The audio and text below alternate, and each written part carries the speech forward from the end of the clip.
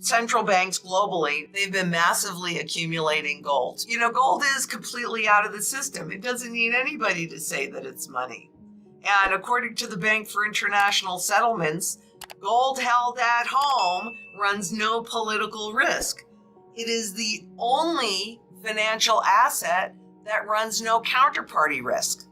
In other words, this is not your debt that I have to count on you to pay, right? It runs no counterparty risk. It's a proven inflation hedge over time.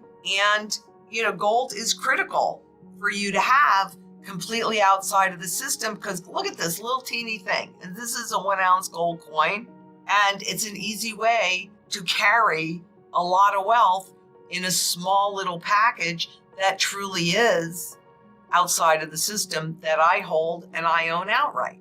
It's critical. Gold is the primary currency metal, and it's the metal against which they revalue currencies when they do an overnight reset. Silver is the secondary monetary metal. While both of them are used in manufacturing, silver has a lot more manufacturing use. Gold does not get used up in production. In industry, it's all recoverable, so we can account for about 98% of it. All the gold that's ever been mined in thousands of years, silver gets used up. So you will see silver move toward its fundamental value along with gold.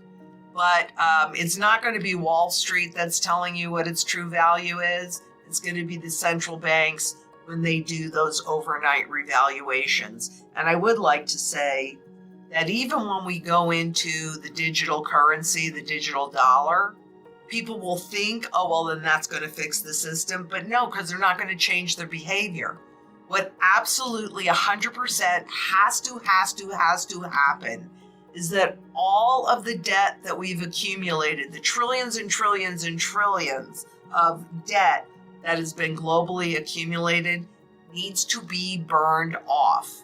And that's what the hyperinflation is really about, is burning off all of that debt. And then it becomes obvious to everybody that the dollars, euros, yen, whatever it is, that they have absolutely zero value. I know this is going to sound crazy, but a lot of things that are coming to pass now that I said in the past sounded crazy back then. Oh, you can't say that. My job is to tell you so that you can make educated choices. So what will happen is we'll go into hyperinflation mode, and then people will lose complete confidence in the currency, in the system, and they'll stop using it. And they'll go to a barter system. So you'll get real local for a while. That's where silver really comes into play. And you'll go real local. And then what will happen is they'll want you to use the currency again. So, like a pack of gum could cost, $12,000, which I know sounds outrageous, but it won't soon, right? So they'll lop off zeros and they'll do that overnight revaluation. And then you'll see gold, like in Venezuela, it went up overnight like 3,500%, something like that. And Venezuela has had now 3 overnight revaluations against gold. So they do that to gain the public confidence again, but they won't change behavior yet. Globally, on average, it takes them doing it 3 times before then they go into a system where we actually would have gold to a degree backing the new currency. That's when they'll get the confidence back. But the next currency won't be good until there's a component of gold to stabilize it, because what gold does is it requires the government to have fiscal responsibility. They have to live within their means, or at least on a relative basis. Right now, there's no restrictions. As we've seen, as we've witnessed, no restrictions on how much new money can be printed.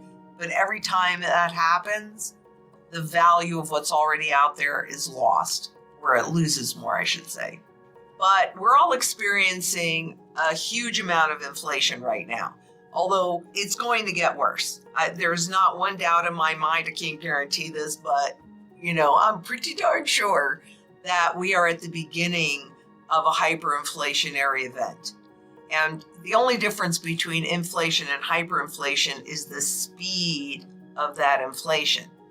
The problem is that there's virtually no purchasing power left in the US dollar. If you go on the Federal Reserve's website, the FRED, F-R-E-D, and in the search bar, you put in purchasing power of the consumer dollar, what you'll see is that there's officially 3 cents left out of the original dollar's worth of purchasing power, which means it's worse than that.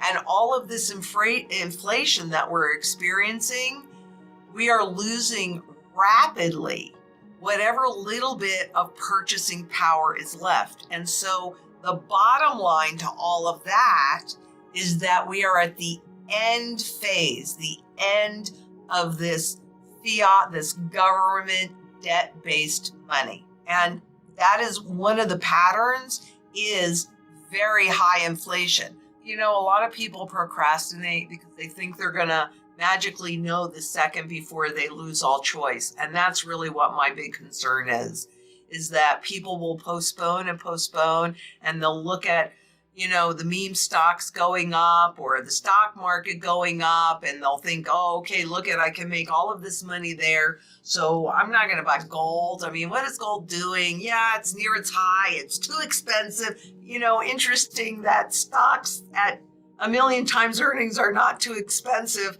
but gold that has the broadest base of buyer is. It's not. Gold and silver are the only assets that are severely undervalued because a rising gold price is an indication of a failing currency.